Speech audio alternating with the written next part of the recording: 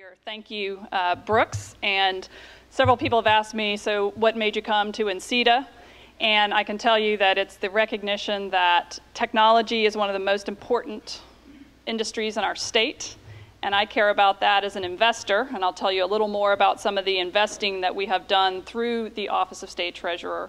But also as the head of an agency of 450 folks, but more importantly, just a lot of vendor partners. I know we work with SAS, who's here in the room, doing our risk management for the pension. We work with multiple vendors, of course, on the health plan side, Blue Cross. We have a lot of data in this Treasurer's office, and I have recognized as a leader that, I mean, the #1 investment we have is in technology to make those systems work better. So absolutely wanted to be here today to network with all of you and get to know you better and tell you more what we're doing in the Treasurer's office. Today, I manage over $100 billion for the people of North Carolina. So the Treasurer's office and being treasurer is sort of like being the foundation of your house. You do not think about it until you have a problem. So as treasurer, I'm the person who works with the bond rating agencies to ensure we have a good bond rating. The budget's balanced, that the retirees are getting their checks every month. So a lot of these issues that you just don't see and hopefully will never notice because there will never be a problem. That does not always happen. One of the funnest parts of my job is the unclaimed property division, nccash.com. I do not have a bunch of checks to give away today, I'm sorry. But you can always go look up your name. But that is the division where if you lose your property in some bank account somewhere, you forgot you had a lockbox, I safeguard it until you can get it back. And I get to be the person with the big fake checks that goes knocking on doors. Last year, Suzanne Ruggles is here with me, and the two of us got to go to Wilmington, and we had a widow who lived there, and she was, you know, this classic brick ranch, white columns, black shutters. Went and knocked on the door, and the woman who opened it had this T-shirt on that said, "Grandma's my name, spoiling's my game." And her husband had passed away some years ago. He was a Vietnam vet. And she had checked into life insurance policies, you know, had not found a whole lot. Well, lo and behold, there was a $12,000 life insurance policy that we were able to, on our big fake check, present to her. And I asked her what she was going to do with this, and she said that, well, you know, it's hurricane season's coming, and she pointed out some, you know, some problems on the porch, so she was going to get that fixed and get a new roof, and of course spoil those grandchildren. So those are the feel-good moments as treasurer that I get to do. I was elected, as Brooks noted, in '08, so I came into office during some of the darkest days of the financial crisis. And despite that, we have done well in the Department of State Treasurer.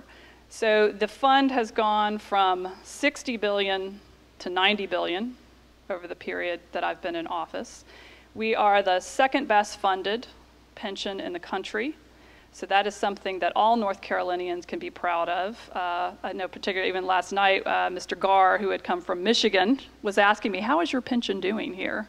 As a newcomer, I told him, yet another great thing about North Carolina is our pension system. So we have done well. One of the other accomplishments of my last 6 years is that as part of that pension fund investment, I launched an innovation fund back in 2010. And that innovation fund is and was a private equity pool of money, $230 million, coming out of the pension fund to invest in high growth companies here in North Carolina. And we knew when we launched that back in 2010, and that was launched at the Golden Belt facility in Durham, which was symbolic of taking an old textile mill. Erskine Bowles, who was president of the university system at that time, came and stood by me, and we talked about how we were going to be investing in the next generation of businesses in North Carolina, symbolized by this incredible renovation of an old textile mill. We have done that. We've invested in 21 different companies across a series of industries and also stages of growth, from early stage to buyout. We have made an IRR of 20+% on that fund so far. Still a ways to go. We've had 3 exits of those 21 companies. So lots of the early stage investments have yet to come to fruition. But I will say that we did do a lot of tech investing in that fund, as well as life science. We've also found a number of opportunities in manufacturing and advanced manufacturing, and that's always a good news story because it helps create jobs. We had one company that used the investment dollars to expand to a 3rd shift, overnight shift in their manufacturing facility, added 100 jobs.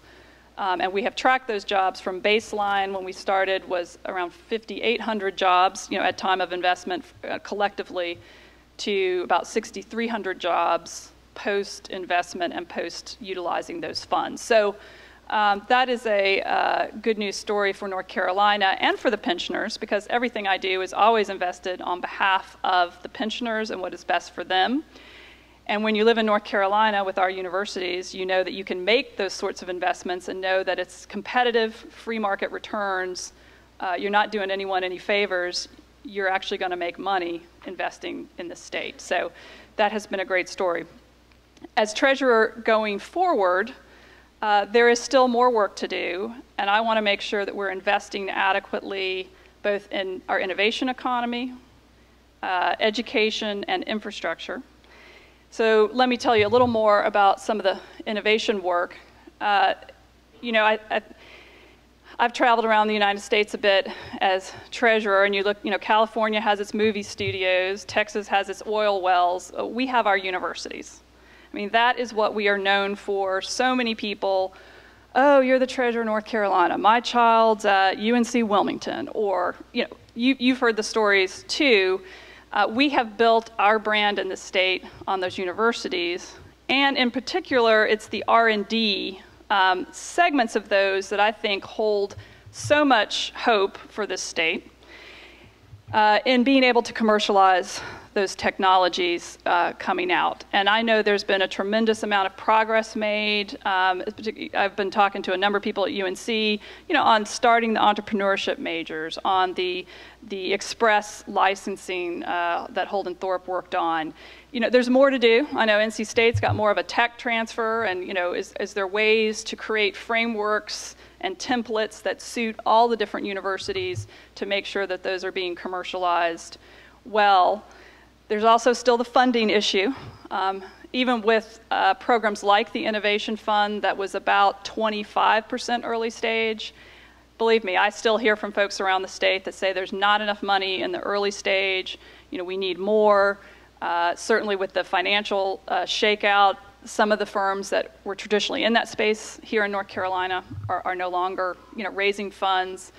So the good news is I have been working with the governor, Governor McCrory, who also sees this as an exciting area. And that unclaimed property fund I was telling you about, which funds those big fake checks, there's $450 million in that. We have proposed that we could use up to 10% of that, so around $40 million, to do an additional set of early stage investments that would be called the multiplier fund. This would be complementary to some of the efforts now going on at the various universities. Of course, Duke has launched its own fund. We got the Dukies here from last night. UNC, I know Sally Shuping-Russell and Steve Lerner and Chancellor Folt have been working on having some monies there, but really allowing both that early stage and the follow-on investments so that we have money for those new businesses. So that's something as treasurer that I'm working on. I am hopeful that that multiplier fund, which was in the House budget, was not in the Senate budget, but I know that there have been some advocates speaking with Senator Berger. I spoke to Senator Berger about R&D in the universities, and he said, I couldn't agree with you more. This is incredibly important for our state. So I think this is a bipartisan issue we can all agree on, and I'm very hopeful that that fund will get through this legislative session, which I'm sure will end soon. The value of a good teacher, especially in STEM, and of course we had the robotics students here last night, that if you have a good teacher in a STEM class, it's like 40 to 65 days of additional instruction. for that child just by having a good teacher. I mean, that's just sort of a stunning statistic. And then the follow-on to that, well, who is more likely to get those teachers? And unfortunately, it is not the children who most need that, you know, in the rural areas and in the distressed economic areas, very rarely get to those teachers. So fundamentally, we've got to pay better wages to get teachers, to attract, you know, the folks to get into that field and stay in the field. You know, one combination that's hit me is that we have, you know, stagnating wages for teachers. Tuition has gone up, and we've taken away the subsidies to training to be teacher. It has now become an absolute negative return on investment to go to a 4-year institution, even a public institution, and get a teaching degree. I mean, that's something we have to grapple with as a state. You can put back in the subsidies and the, you know, scholarships for people to study. That's one way to do it, but I think fundamentally you can't get away from the fact that these salaries, you know, when it's $30,000, and I know there's been efforts made to raise it, which I praise those efforts, you know, trying to get it to a higher wage so that you can compete with all the other economic opportunities that are presenting themselves to our graduates, nursing, you know, physician's assistants, all the, you know, basic technology jobs. I had a teacher tell me that she quit and went to work for a call center and made more money than she did teaching, and that was in Virginia's system, but not the sort of economic competitive wages that we want to have. So I said, praise the efforts being made, but do see education as the transformative piece for every child in this state.